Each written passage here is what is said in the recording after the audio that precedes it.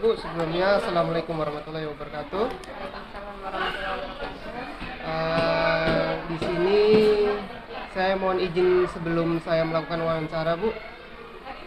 Di sini apakah saya nanti dalam suatu kan nanti semua jawaban yang Ibu ucapkan akan saya kutip. Apakah nanti ini saya harus izin secara tertulis, Ibu? Oh, tidak perlu. Tidak perlu, berarti Iya. langsung saja ya, Bu ya? Iya. Oke, baik, Bu. Kemudian sebelum melakukan kegiatan wawancara itu, menurut Ibu apakah sudah di sini sudah nyaman atau Ibu kurang nyaman di sini atau bagaimana? Oh, tidak apa-apa, di sini Di udah sini nyaman. aja ya. Nah, di sini tujuan wawancara yang akan saya laksanakan adalah yang pertama mengetahui model pembelajaran yang telah dilaksanakan, kemudian media apa saja yang telah dilaksanakan dalam proses belajar mengajar. Nah, di sini wawancara yang akan saya laksanakan itu kurang lebih 10 menit ya, Bu. Jadi saya minta waktunya. Baik. Oke, kemudian nanti jika misalkan Ibu ada yang ingin ditanyakan atau merevisi jawaban yang telah disampaikan, bisa Ibu lewat WA saja. Baik. Terima kasih ya, Bu ya. Iya. Oke, kita langsung mulai saja ya, Bu ya. Baik. Sini saya ingin bertanya kepada Bu Tina, atau nama lengkapnya Bu Matenya Ambariah, ya, benar ya? Ibu sekarang posisi guru penggerak ya, Bu ya? Iya. Ya, oke, alhamdulillah. Nah, yang pertama, Bu, saya ingin bertanya, apa yang menjadi penyebab atau faktor kemampuan literasi siswa itu rendah, Bu? Kalau menurut saya yang menjadi faktor kurangnya kemampuan literasi pada siswa itu kurangnya pembiasaan pada siswa. Selama ini kan kita hanya mengajar, memberi latihan, dan siswa menjawab. Kita tidak pernah membiasakan siswa untuk membaca dulu atau menelaah sebuah cerita. Nah, disitulah yang menjadi faktor rendahnya literasi siswa, karena siswa tidak biasa dalam membaca buku dan tidak biasa dalam menelaah sebuah masalah seperti itu. Baiklah, setelah semua permasalahan itu, apa model yang Ibu berikan, terutama kalau literasi ini berhubungan dengan mata pelajaran bahasa Indonesia gitu ya, Bia? Apa model yang telah Ibu berikan untuk mata pelajaran bahasa Indonesia? Baik, untuk saat ini kan saya mengajar di kelas 2 dan sekolah juga sekolah penggerak, dan alhamdulillah juga dengan buku-buku pembelajaran yang sekolah penggerak ini sangat membantu untuk meningkatkan literasi siswa. Di situ pada buku tersebut itu memuat literasi dan numerasi. Nah, jadi di situ pun dapat membangkitkan literasi siswa dalam menelaah gambar. Jadi model pembelajaran yang sering saya lakukan itu adalah model pembelajaran problem based learning. Problem based learning ya? Itu berbasis masalah berarti? Iya, ya? benar. Berarti Ibu memberikan suatu masalah ke siswa? Iya. Biasanya itu dalam bentuk gambar, menelaah gambar. Oh, berarti gambar tersebut diberikan kepada siswa, kemudian siswa tersebut secara aktif? Iya, menelaah gambar tersebut dan dapat menyelesaikan masalah yang ada pada gambar tersebut. Berarti ini efektif ya, Bu ya? Iya. Efektif. Baiklah, ya, yang pertanyaan yang kedua, Bu. Jika tadi kan Ibu sudah berbicara tentang based learning atau berbasis masalah ya, Bu. Bagaimana kalau menurut Ibu saja, ini kan secara keseluruhan, jadi semua jenjang begitu, semua kelas, apa model pembelajaran yang cocok untuk mata pelajaran IPA, Bu? Kalau untuk kelas tinggi, kalau menurut Ibu aja? Kalau IPA kayaknya cocok pada proyek. Proyek? Jadi pembelajaran project based learning.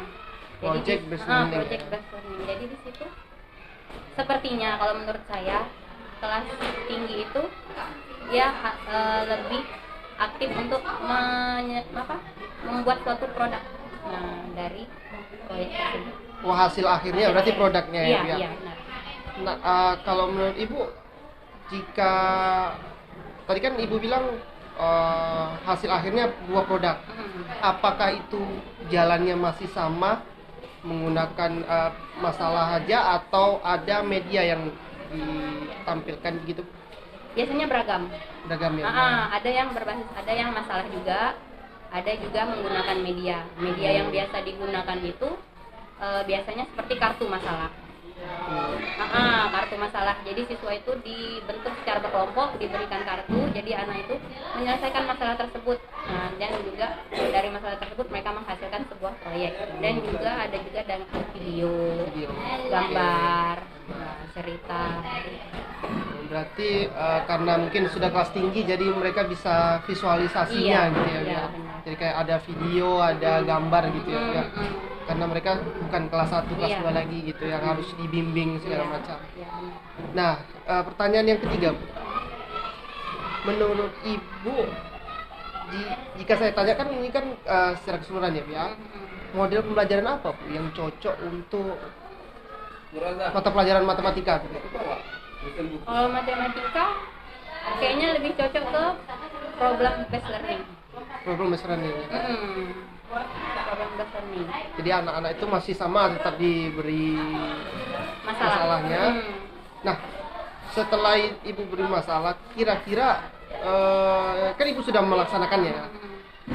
PBL dalam matematika itu apakah hasil akhirnya berupa hasil belajar siswa itu meningkat? Kebanyakan meningkat. Kebanyakan meningkat. Sebenarnya secara keseluruhan meningkat karena PBL pada matematika. Karena anak di situ menurut saya sih lebih aktif. Lebih aktif anaknya. Iya. Jadi kalau boleh saya tahu apa kekurangan dan kelebihannya, Bu? Kalau kelebihannya tentu tadi sudah saya sampaikan juga, anak lebih aktif dan lebih kreatif. Tapi kekurangannya guru harus bekerja ekstra karena pada problem ini, pada PBL ini pasti beragam jawaban dari siswa. Nah, jadi kita tidak bisa membuat jawaban yang tertutup.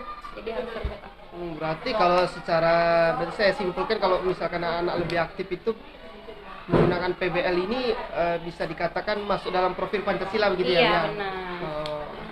Jadi anak bernalar kritis ya mungkin ya kan ada profil Pancasila ya, jadi masuk ya. Benar. Kalau untuk kekurangannya, Bu? Ya kekurangannya tadi itu karena jawaban anak tentu beragam. Sedangkan matematika kan ini biasanya kan menggunakan rumus atau apa. Kalau kelas tinggi ya. Kelas tinggi. Sedangkan problem ini kan kemungkinan cara penyelesaian anak itu berbeda-beda. Cara hasilnya sama tapi cara mendapatkan hasilnya berbeda. Iya, seperti itu. Oke, Bu, ini untuk pertanyaan yang terakhir ya. Apa yang menjadi kendala dalam kesulitan menurut Ibu pribadi penerapan media pembelajaran di kelas? Kesulitannya pertama mungkin harus pengenalan pada siswa dulu media ini. Kalau misalnya video, gambar tentu anak udah paham. Nah, kalau pas media yang lain seperti tadi yang sudah saya sebutkan kartu masalah, tentu kita harus jelaskan dulu sama anak medianya ini begini loh, caranya kita seperti ini. Nah, itu aja sih untuk yang susah. Terus upaya guru, Bu, secara keseluruhan ini, ya kan tadi kan saya tanya secara pribadi, secara keseluruhan ada nggak upaya guru itu dalam menggunakan media belajar di sekolah? Upaya guru banyak. Cuman mungkin terkendala sama sarana prasarana. Kalau video kan tentu kita memerlukan infokus. Nah, sedangkan infokus di sekolah mungkin terbatas. Nah, jadi tidak semua guru dapat menerapkan seperti itu. Tidak ganti-gantian. Ada ganti-gantian ya. Oke. Berarti di situ termasuk adalah upaya untuk menggunakan media tersebut. Oke. Kemudian model pembelajaran kalau menurut Ibu, model pembelajaran apa yang cocok untuk mata pelajaran PKN? Kalau PKN yang cocok sepertinya proyek based. Proyek. Kenapa? Kenapa PKN proyek? PKN itu proyek karena saya ke ini ya, ke kelas saya ya, hasil akhirnya. Boleh. Saya ambil ke kelas saya. Iya. Karena hasil akhirnya menurut saya dari situ anak lebih memahami. Dengan proyek itu anak lebih memahami. Soalnya kan saya mengajar kelas rendah. Dengan proyek itu, oh ini seperti ini gitu. oh ini seperti ini hasilnya. Jadi lebih paham lah. anak lebih paham ya Mm-mm. dia menggunakan project based learning pada mata pelajaran PKN. Ya, mungkin kalau kelas tinggi anak lebih memahami di problem Karena mereka memecahkan masalah. sendiri. Kalau kelas rendah sepertinya proyek learning. Nah, berarti setelah beberapa pertanyaan yang saya lontarkan ke Ibu tadi, bisa dikatakan pada mata pelajaran eksak maupun non eksak itu ada dua model pembelajaran ya, Bia. Yang pertama problem based learning, kemudian yang kedua project based learning. Jadi berbasis yang pertama masalah, yang kedua project. Iya. Berarti menurut Ibu kedua model ini sangat signifikan untuk menaikkan hasil belajar siswa. Sangat signifikan. Berarti ada efektivitas dua model pembelajaran ini yang digunakan untuk proses belajar mengajar gitu ya, Bia? Benar. Berarti hasil belajarnya meningkat gitu. Iya, benar. Oke, Bu, untuk beberapa pertanyaan sudah selesai saya lontarkan ke Ibu, kemudian Ibu sudah menjawabnya juga. Mungkin ada yang ingin Ibu sampaikan? Yang ingin saya sampaikan, mungkin model pembelajaran ini baru. Oh, yang terbaru boleh. Mungkin enggak seperti PBL dan Project ini kan termasuk baru. Ya.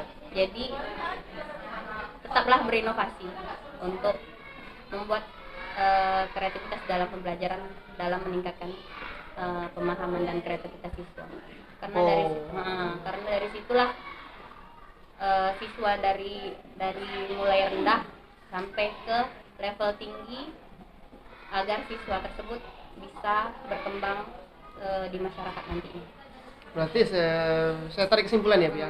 Berarti model-model yang saya tanyakan ke Ibu, PBL dan PJBL, saya singkat saja ya, Bia. Itu bisa digabungkan dengan metode-metode lain, dengan media-media lain, dengan model pembelajaran yang lain. Benar. Inovatif berarti ya, lebih ke inovatif. Oke, Bu, untuk wawancara sudah sekian. Kemudian jikalau misalkan nanti ada yang ingin dirubah atau saya bertanya ke Ibu, boleh melalui WhatsApp ya, Bu ya. Baik. Nah, nanti kalau misalkan harus dibuktikan dengan WhatsApp, ya nanti saya screenshot, saya izin boleh ya, Bu ya. Boleh. Nah, karena hasil wawancara ini nanti berikut dengan video ini yang telah berjalan dari tadi, itu akan dilihat oleh seluruh mahasiswa, dosen, guru pamong. Boleh saya ini ya, Bu ya? Boleh. Oke. Terima kasih atas waktu yang telah Ibu berikan kepada saya. Mungkin hanya ini saja yang pertanyaan yang dapat saya sampaikan. Terima kasih atas jawabannya juga. Mudah-mudahan dengan ilmu-ilmu baru ini bisa diterapkan di sekolah kita, ya. Amin. Terima kasih, Bu. Assalamualaikum warahmatullahi wabarakatuh. Waalaikumsalam warahmatullahi wabarakatuh.